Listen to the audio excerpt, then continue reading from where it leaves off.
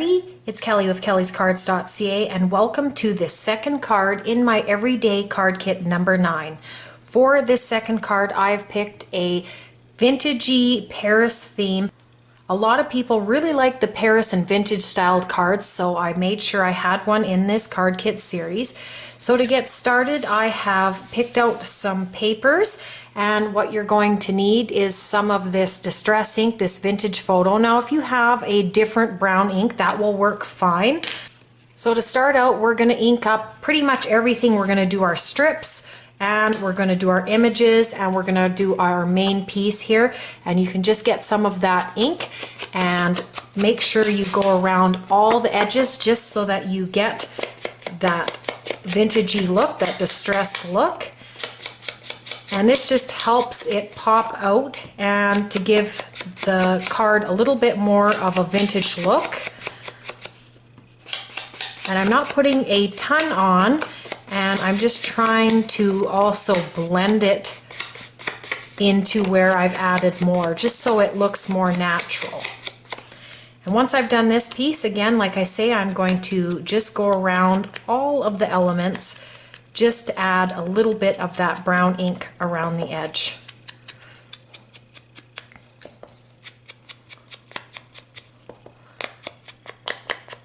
And I think this adds so much to the card. And these little elements, it just gives it a little bit more of a nicer look.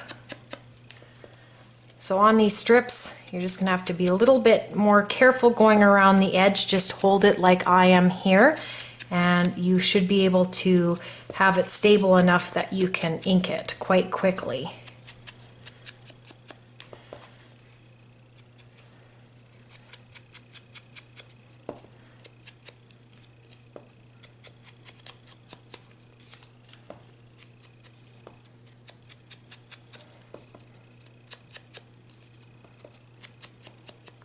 Now for the last strip.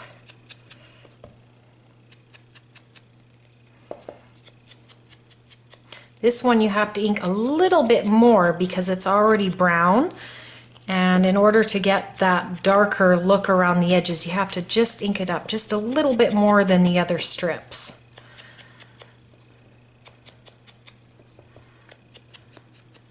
Now it's a good idea that we've done the distressing to just wash our hands quickly, because you probably have ink on your fingers like I have on mine, and that way we won't transfer the ink onto the other elements in this kit. Now that that is done, I can bring all of these pieces in, and I'm going to add these strips on here, and this is going to provide a little bit of a backdrop for this card, and I think that it will just be better than if there was nothing here. And I'll kind of show you that now. If we have these little pieces on here, it does look nice, but once you put in something in the background just to give it a little bit more interest, you'll find this really helps things pop out a bit. And as you can see, it's starting to look a little bit more interesting than what it looked like before. So the first thing we're going to do is we're going to put these strips down, and I'm going to take this numbered one and I'm going to do that one first. And again, I always mention that when you're doing strips like this, you want to make sure this one, this first one, is nice and straight, because it will kind of be your lead off to the other strips. So I'm going to line it up onto this grid mark.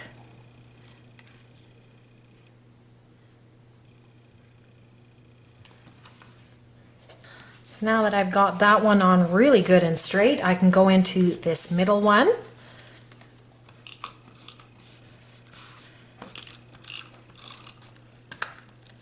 And I just want to make sure that I get right to the edge there. And I'll put this one right up against the other one. And then our last strip here.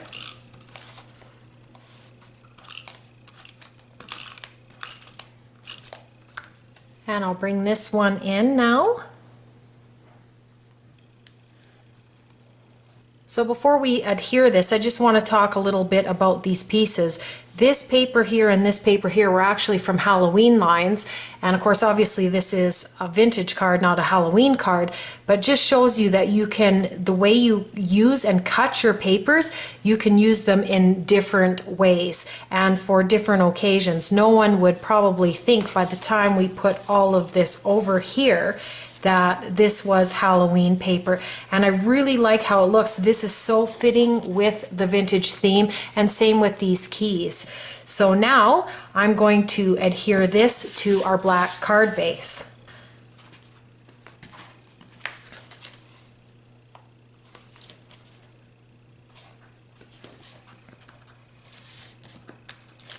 Before I add this, if you have any pieces laying over top of the edge here or going over the edge, you can just cut them off like I did there. And now we will have put this down, and I really like how the brown and the black work so nicely in vintage cards. You can also use craft colored paper. Craft colored paper works really good for vintage too, but I really like how the black pops out. And now you'll see when we put our elements on just how much more it pops out. So we're going to start by adhering our little images right down to their mats. We can add this now to these little mats, and I really like adding these mats because it really helps it stand out. If we just put the pictures down themselves, they would look okay. But once we mat them up with these little black mats, you're going to find that this really helps them pop off of the card, and I really like doing that, as I like to mat a lot of my stuff just so I get that pop out effect. As you can see, it really pops now from the card. Now we'll do one of these little bingo cards.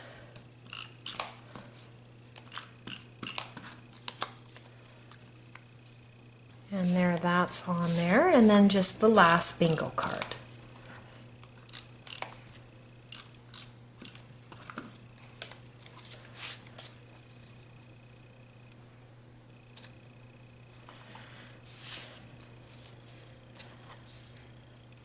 Now that we've got the mats all done, you can move things around and see where you like them.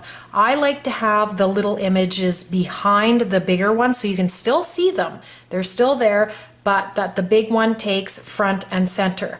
And I'm going to, now that I've placed those down, I'm going to start to adhere the smaller bingo cards into the background, and then that will leave us with the big image. And I just want to make sure everything is placed nicely. And we'll have that one there, and I'll pull the other little one out so that I can do that before I do the big image, and then that way our big image for sure is going to go where we want it to. Now for the big one, I have included this little piece of foam which you can adhere to the back of your piece, and this will just help give it some even dimension. And I'm just going to add that there.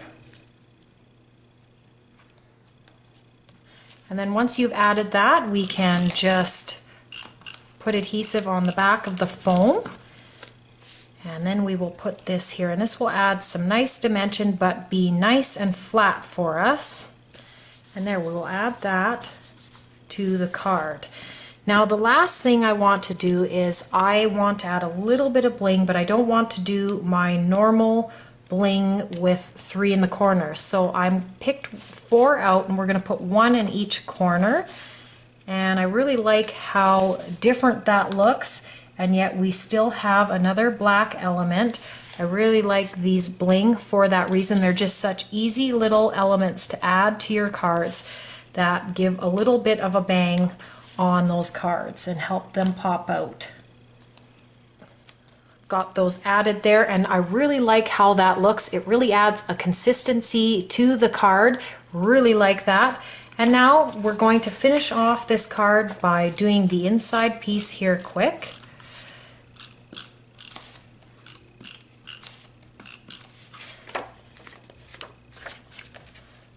And again, you can stamp whatever you like to this inside piece before you put it in here, or wait to write something a little later. That will finish off the card. Really like the browns and blacks together.